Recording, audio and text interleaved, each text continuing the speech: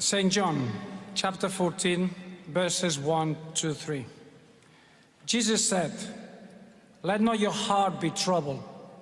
You believe in God, believe also in me. In my Father's house are many mansions. If it were not so, I would have told you. I go to prepare a place for you. And if I go and prepare a place for you, I will come again and receive you up to myself, that where I am, there you may be also."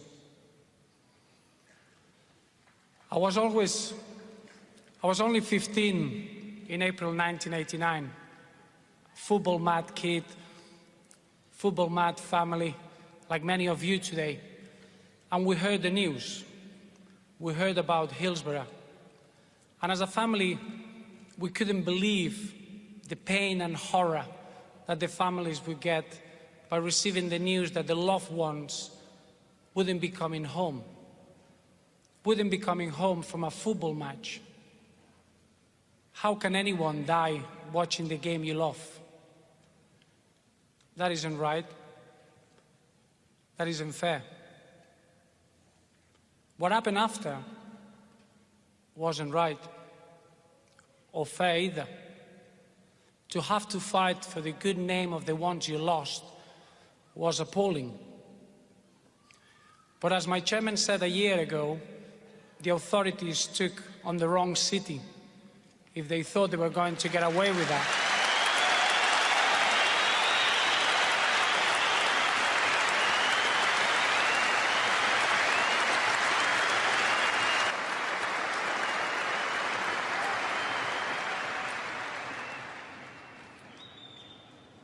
Psalm 23, "The Lord is my shepherd, I shall not want. He makes me lie down in green pastures. He leads me beside the still waters. He restores my soul. He leads me in the paths of righteousness for his name's sake. Yea, though I walk through the valley of the shadow of death, I will fear no evil, for you are with me. Your rod and your staff, they comfort me. You prepare a table for me in the presence of my enemies. You anoint my head with oil. My cup runs over. Surely goodness and mercy shall follow me all the days of my life, and I will dwell in the house of the Lord forever."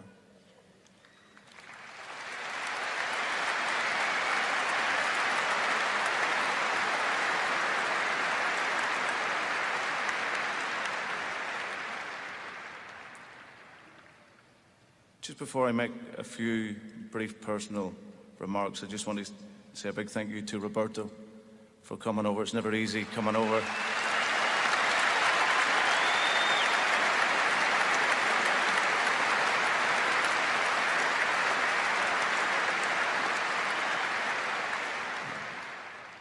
A wonderful speech, and no matter what the clubs are doing, it shows that this city is very much together, both in people and in football. So thank you, Roberto.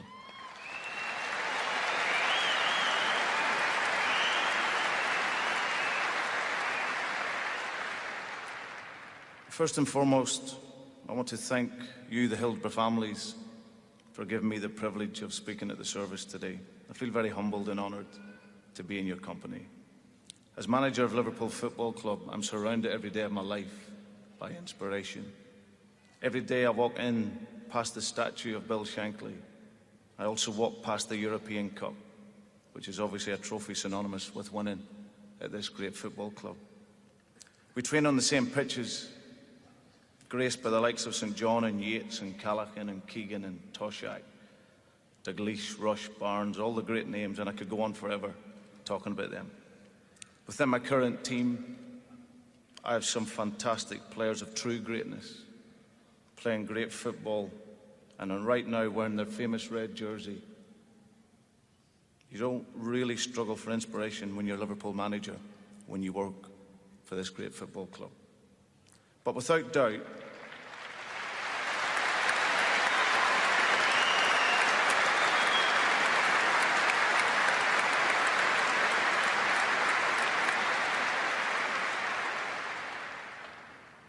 Without doubt, the single biggest source of inspiration for me is every match day here at Anfield, when I arrive at the ground and I see the Hillsborough Memorial, where I see 96 names.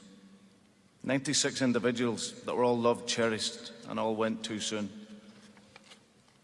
Those who we lost, and for those of you who have fought and campaigned tirelessly on their behalf, and on behalf of the survivors, you are the real true inspiration for us.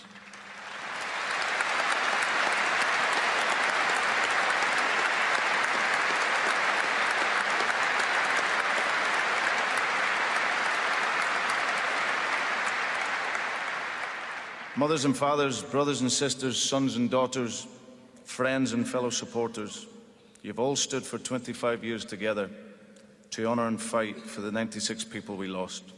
Your courage, your fortitude, your resilience, your dignity, and your love for the people you lost. That's what inspires me every single day of my life as the manager of Liverpool Football Club. In becoming the manager of such a great club, you're privileged to follow in the footsteps of great men and great people. And although you aspire to live up to them one day, you know that that's impossible. One such man is with us today, which is Kenny Dalglish.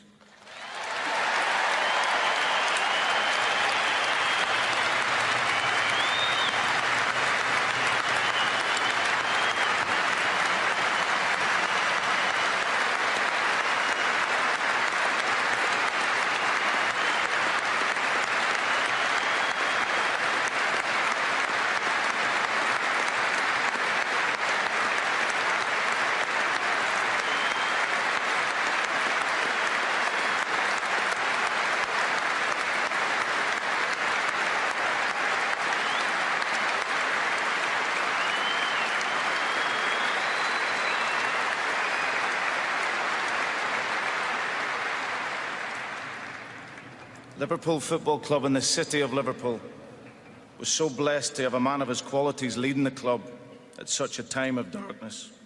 And although he personally seeks no credit or claim, without doubt his help and support, both at the time and afterwards, has been critical to the families and the survivors. The leadership, the human dignity and courage shown by Kenny at that time is more inspiring than any goal scored or trophy won.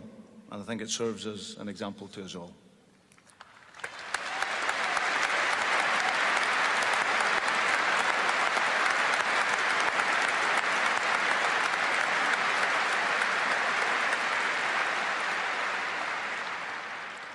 Today is significant because of the 25th anniversary. Occasions like this remind the country and the world of how important it is to remember and honour the people that we lost. Both for us, Liverpool Football Club and the city of Liverpool, we carry the memory every day, the 96 people, their families, the survivors. You matter to us every day, and that inspires us to play. So thank you for inviting me here. I really do feel inadequate in your company. But to be asked to do a reading at such a significant time in your battle, it's a huge honour, and I'm greatly humbled. And thank you for the inspiration you give to us all, the courage, the dignity, and all the most trying circumstances imaginable. We will always strive to honour you, the families, and the memory of the 96 people we lost. You'll never walk alone.